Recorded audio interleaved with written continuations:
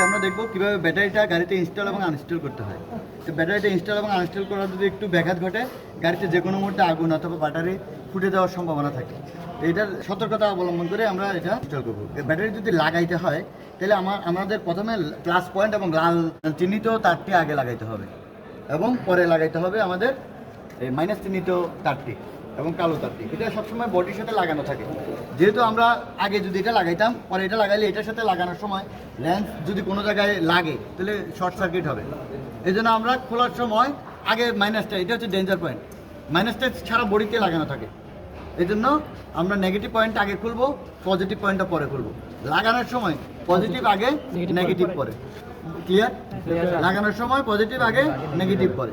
Plus পয়েন্টটা আগে লাগাচ্ছি এবং গ্রিজ দিতে হবে। এটা খেয়াল রাখতে হবে যে টার্মিনালে গ্রিজ না দিলে এখানে কার্বন এসে যায়। তো ওতে গ্রিজ দিয়ে নেব বা লুব্রিক্যান্ট বেসলিনগুলো দিতে পারবো। এবং বেশি টাইট দেওয়া যাবে না, যতটুকু হাতে সয় এভাবে এই টাইটটা দিতে হবে। বেশি টাইট দিলে এটা স্লিপ করবে। এবার আমরা নেগেটিভ পয়েন্টে লাগাচ্ছি। এই দেখেন নেগেটিভ পয়েন্ট লাগানোর সাথে সাথে একটু আগুন জ্বলতেছে, স্পার্ক করতেছে, মানে কানেকশন পেয়ে গেছে। ঠিক আছে, সকলকে ধন্যবাদ।